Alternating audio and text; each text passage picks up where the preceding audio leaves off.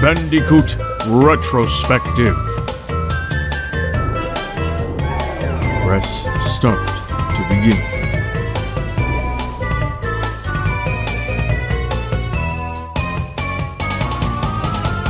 The year is 2001, and Crash Bandicoot leaps into his first ever multi-platform game, Crash Bandicoot: The Wrath of Cortex. Universal Interactive Studios and Mark Cerny were determined to make the biggest Crash Bandicoot mainline title.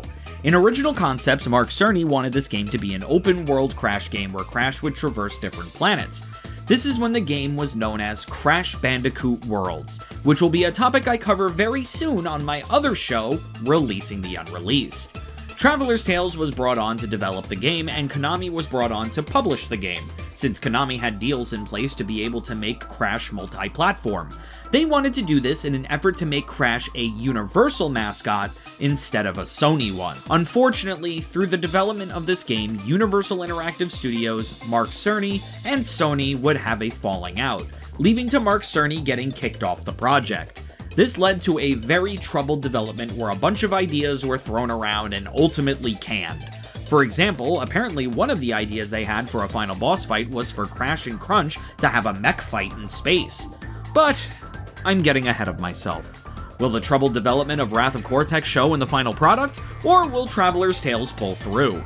Let's find out.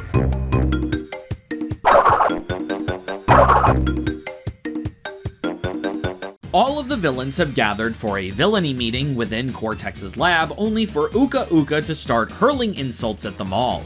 The spread of evil is at an all-time low, and it's all because of Crash Bandicoot. They try to think of a way to defeat Crash & Co. when Engine brings up Cortex's secret project, which for some reason, Cortex wanted to keep secret from Uka Uka. Cortex tells the group of his plans to use a group called the Elementals to aid them. We then see our heroes chilling on Insanity Beach when Crash gets wiped out by a giant wave. Aku Aku tells everyone to get inside and suspects Uka Uka is up to something again. Aku Aku teleports to hyperspace to see Uka Uka waiting there for him. Uka Uka reveals that he released the Elementals, a group of evil mass who has power over the elements. Aku Aku escapes getting killed right there and then by them as he goes back to warn our heroes. They go down to Coco's secret lab in order to collect the power crystals to help defeat the Elementals.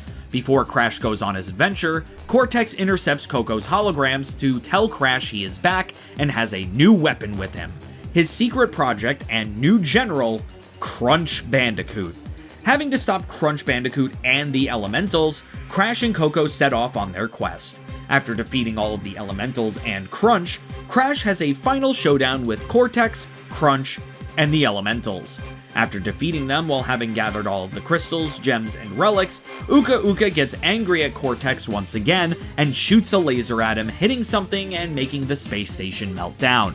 Crunch ends up being free from Cortex's mind control, guess he couldn't make a good Cortex Vortex again, and our heroes escape and take Crunch along with them, saving the world from our villains and gaining a new friend in Crunch. This story had so much potential. Literally all of the interesting elements are there. Introducing new masks is a great way to expand upon that side of the universe, and Crunch isn't a terrible idea. Evil doppelgangers were all the rage in the early 2000s, just look at Shadow the Hedgehog. The problems arise from the writing itself. All Crunch talks about is how he wants to beat up Crash right now, and Cortex stopping him for some reason. Also, the Elementals have nothing to them other than their star-studded voices. Remember how in the Crash 3 review I said I look forward to all of the Warp Portal cutscenes because they were written great and added a lot of personality to these characters? They tried to do that this time, but it didn't really work. It is not uncommon for a mask to show up, say like 4 words, and then leave. Like, what's the point of that? Like watch this! Hope you brought your sunscreen, cause you're gonna burn! What did that add? Also, Crunch's redemption was so quick and so unearned. Not to bring up stuff that could have been, but one of the original endings to this game would have shown Crunch, free from his mind control, saving Crash in the end. That would have made much more sense as to why they were happy to take him in. Also, this game makes Cortex look like a bitch. He is just reluctantly following whatever Uka Uka wants. I don't really know why it's called Wrath of Cortex when he really isn't all that mad in this game. It should have been called Wrath of Uka Uka. The story isn't the worst in the world, but it definitely feels like a first draft. With all of that in mind, Crash Bandicoot Wrath of Cortex's story gets my rating of a C.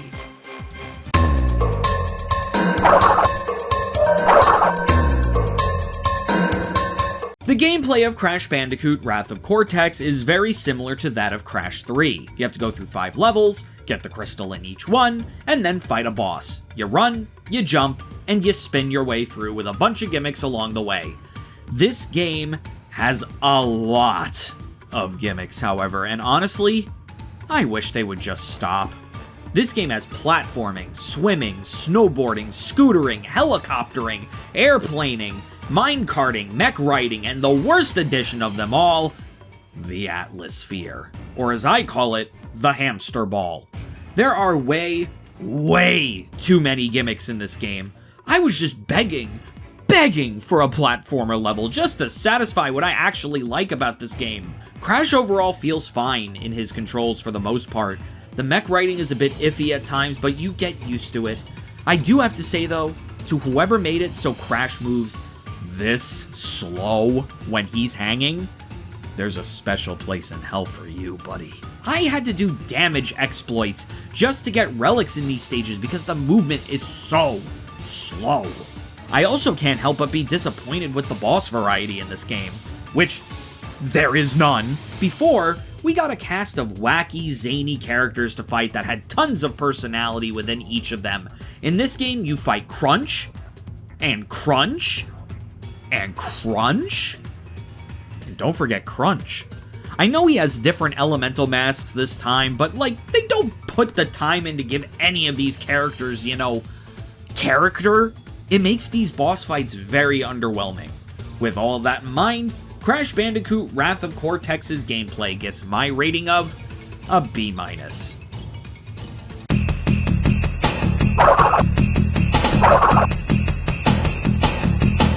So moving from the PlayStation to PlayStation 2, you would expect me to say the presentation is quite the upgrade, and you'd be right. Wrath of Cortex looks a teeny bit better than Crash Bash, but that's like comparing shit next to shit with sprinkles on it. I can't even take credit for that analogy. That's fully just an angry video game nerd thing. As compared to the previous titles, it's weird for me to say the look and aesthetic of Wrath of Cortex is actually inferior. All of the characters look off. All of the characters look like they're made of clay, and Cortex's face looks like they tried to make it wider, but forgot to lock the aspect ratio. Also, the environments you traverse don't really have that much cohesion to them at all. Every other Crash game had a sort of theming to them. Crash 1 and 2 did woods to mechanical lab. Crash 3 had all different points in time. Wrath of Cortex has some woods, some factories, some medieval castles, but they're scattered all over the place and for no story reason whatsoever. It makes the level design seem incoherent. The music from this game is also absolutely nothing to write home about. No music in this game stands out at all. Off the top of my head, there is not a single track I can recall. Not even any of the boss themes. Also, one last thing before I give this game a rating. I cannot describe to you just how much I hate this noise that plays during all of the loading screens. You hear it so much and for so long each time that it just grates my ears and it makes me angry. With all of that in mind, Crash Bandicoot Wrath of Cortex's presentation gets my rating of a C-.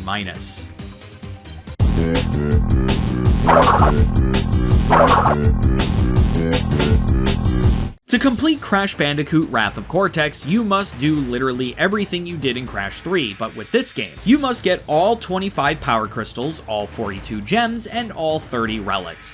When I say this is the easiest Crash game to complete, I'm not kidding. Almost all of the backtracking between stages is gone. You are able to get all of the boxes in a stage on your first run through instead of potentially having a gem path with more boxes on it. This definitely makes the game way more completion friendly, but I just wish it was for a better game. You don't even have to get the gold relics to complete the game. Sapphire does plenty. Though it is super easy to complete this game, save for a few problem relics, I'm not too quick to recommend it to the completionists out there. The game's quality would definitely bog down the desire to complete it for any gamer. Just know that if you do decide to take that leap, you won't have that much resistance.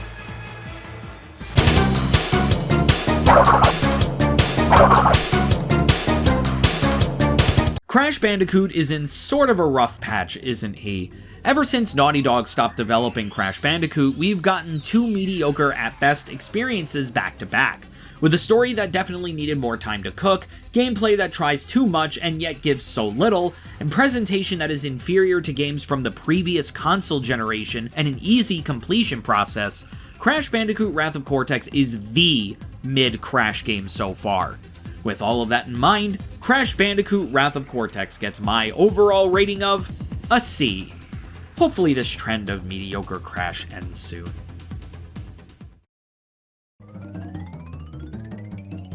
Like the Crash Retrospective, please like, comment, and subscribe if you want to see more videos like this one, and hit that bell so you don't miss the next episode. We also have merch in the description below where you can get our shirts, mugs, and stickers to enrich your gameplay experience. I'd like to give a special shout out to Andrews Retro Games and Daniel Hawkins for being the most well-esteemed guests of them all. You could also become a channel member to get all of these videos when I'm finished editing them, as opposed to when they're scheduled to come out. Next week, we'll be looking at the next Crash game in the lineup, Crash Bandicoot: The Huge Adventure. With that, I'm Bottles, and I bid you, my well-esteemed guests, adieu.